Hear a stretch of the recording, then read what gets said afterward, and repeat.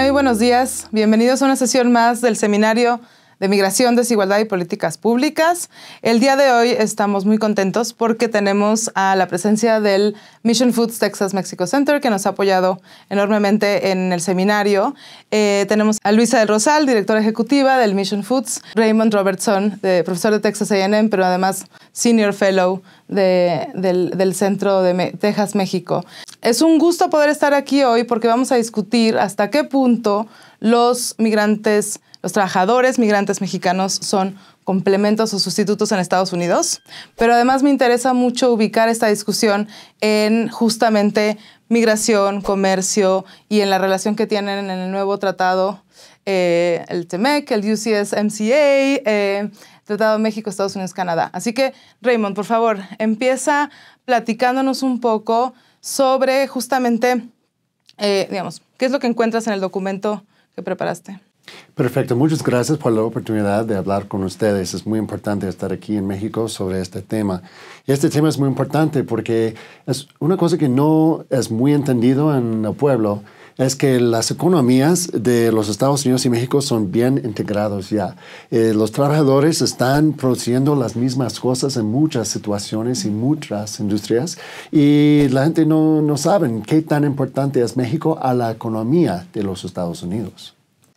Ahora, digamos, mucha de esta integración y esta discusión de la integración ocurre en distintos niveles y distintas regiones y digamos, cuando muchas veces se habla de México, Estados Unidos, nos olvidamos qué ocurre en los contextos más locales, ¿no? Y supongo que, digamos, bueno, tu documento, pero también en el centro de Mission Foods, justo esta discusión es una constante y un eje clave, ¿no? Claro que sí, Claudia. Para nosotros lo clave de la investigación que hizo Raymond al probar que los trabajadores mexicanos no desplazan al trabajador nativo americano es muy clave para política pública, sobre todo cuando estamos viendo que en las ciudades hay una gran demanda, en las ciudades tejanas, una gran demanda por trabajo, pero de alguna manera se está perdiendo esa discusión a niveles más altos del gobierno. Entonces el trabajo de Raymond, de una manera totalmente apartidista, demuestra, uno, el impacto no solo económico, pero social, positivo que necesitan las empresas en nuestras grandes ciudades. En Texas, el partner comercial más grande para México y ubica de nuevo a Texas como una parte integral a la dinámica, a la conversación sobre Estados Unidos-México. Y yo creo que este es el primer estudio que se hace en el que se comprueba que realmente, como dice Raymond, somos una unidad de producción.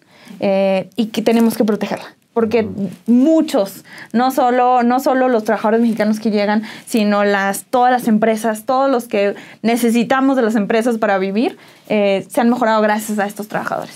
Ahora, esta integración no ha ocurrido igual a lo largo del tiempo, ¿no? Entonces, justo en el proyecto, algo que tú te cuestionas es, bueno, ¿qué pasó después de NAFTA? Sí. ¿Qué pasó después del Tratado de Libre Comercio, del TLC? Y la idea sería entonces que sigue, ¿no? Pero ¿qué es lo que encuentras tú específicamente con el TLC? Este es muy importante y muy interesante porque antes del NAFTA, los Estados Unidos y México estaban produciendo productos muy similares, entonces estaban produciendo las mismas cosas. Pero lo que pasó con la NAFTA es que cambiaron mucho la productividad aquí en México. México empezó a entregarse a las cadenas de valor en Norteamérica, en América del Norte. Entonces ya las fábricas en los Estados Unidos están usando partes que están produciendo aquí en México, producidos aquí en México y para su producción. Entonces, lo que implica es que los trabajadores en los Estados Unidos están juntos en la producción con los empleados y los obreros aquí en México. ¿Y qué sigue entonces? Pues con NAFTA fue un cambio bien fuerte en los Estados Unidos, también en México. Había mucho ajuste.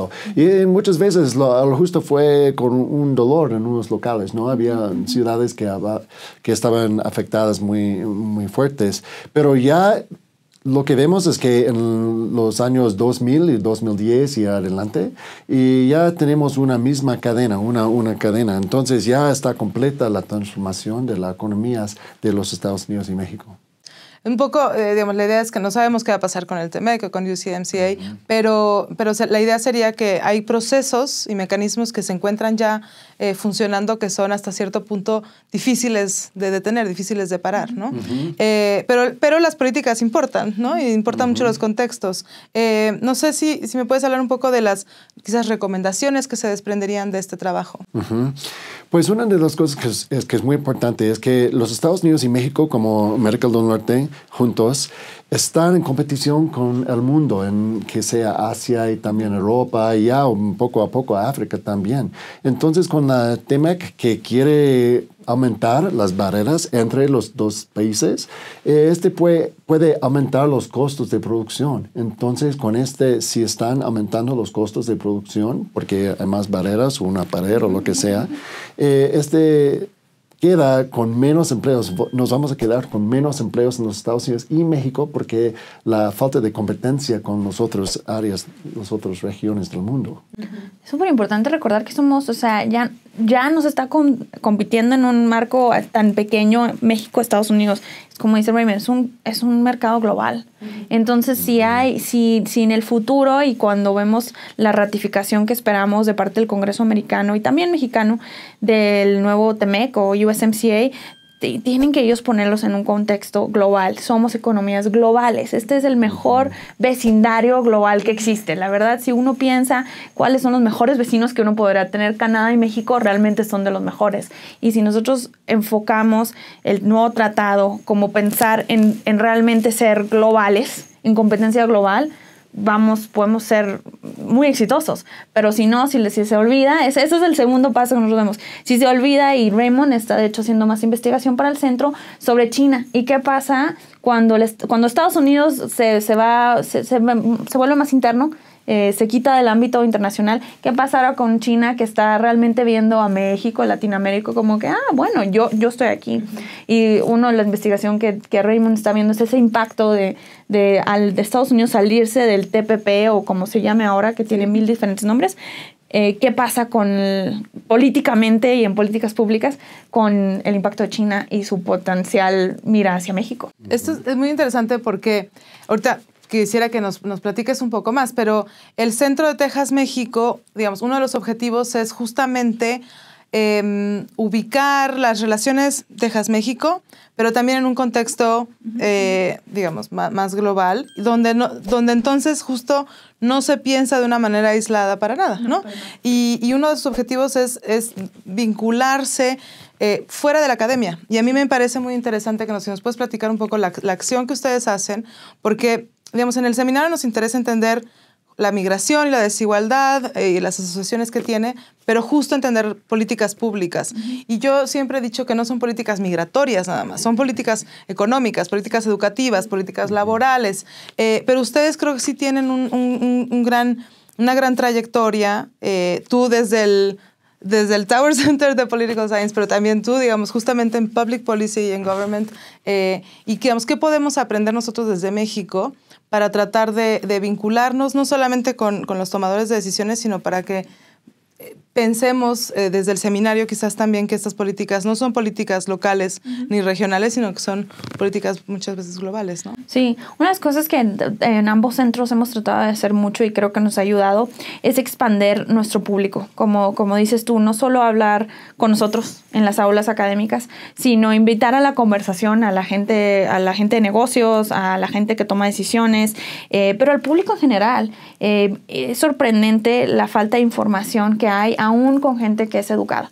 Entonces, una de las cosas que los centros siempre han tratado de hacer es de que nuestros seminarios no sean realmente académicos, sino sean para preparar la información que nuestros increíbles académicos hacen. O sea, la investigación de Raymond estamos hablando es de las más robustas en términos de análisis estadístico, de entender los números. Pero lo que nosotros estamos haciendo en el centro es convertir estos grandes datos que nos da Raymond, convertirlos de una manera que sea más digestible para el público en general y preparar una página de este es el resumen. ¿Por qué nos importa? ¿Qué es relevante? qué son las observaciones generales y qué podemos hacer. ¿Qué podemos hacer? Y dárselo eso al público. Y el qué podemos hacer realmente es para la gente que es electa, es para la gente de negocios, pero es para el público en general, que entiendan que, bueno, si el aguacate es la comida, guacamole es la comida más consumida en el Super Bowl, que es, o sea, the ultimate American pastime, entonces te va a costar más caro. O sea, hay cosas así tan sencillas que la gente dice, caray, entonces sí me importa México. Entonces lo que hemos tratado de hacer la investigación académica mucho más digestible, y creo que nuestro partnership con el Colmex hizo parte de eso, hacerlo más digestible. Sí, la comunicación al público es muy importante, es sumamente importante, porque pues al fines del día ellos van a votar. Y ellos van a escoger las políticas que ya tenemos. Entonces, es una cosa que hemos visto allá en los Estados Unidos, que hay una falta de información y una falta de entendimiento de la importancia de México. Y entonces ya tenemos políticas que ya no son tan buenas para la relación entre los países. Sí. Entonces, la educación a la pública es sumamente importante. Y eso debe ser clave en México también. Creo que en México tenemos falta de participación ciudadana y realmente creo que las universidades podemos hacer mucho para incentivar la participación ciudadana si les damos a entender un poco más de como dices tú, sus contextos locales. Esperaría que nuestros partnerships eso tratan de hacer. ¿Qué sé que ustedes tratan de hacer? Sí.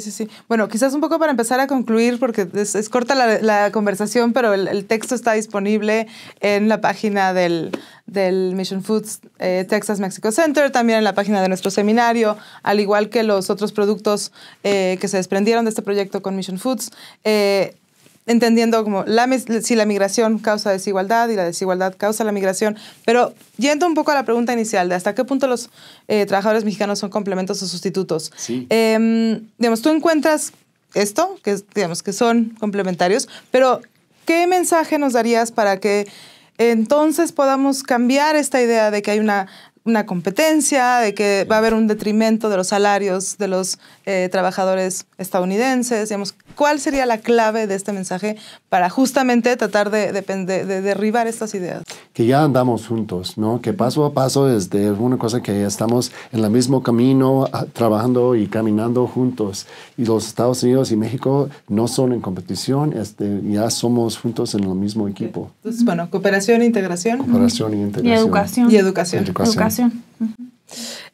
Bueno, muchísimas gracias. Gracias a ustedes por estar acá. Gracias. Esperemos que esto sea, digamos, las primeras colaboraciones entre el Colegio de México, Southern Methodist University, SMU, Texas A&M, pensando en que justamente puede haber también más integración y cooperación. Nos encantaría. Gracias. Muchas gracias por la gracias a ustedes. Y los invitamos a una sesión más del Seminario de Migración, Desigualdad y Políticas Públicas. Y bueno, justo a leer el texto completo.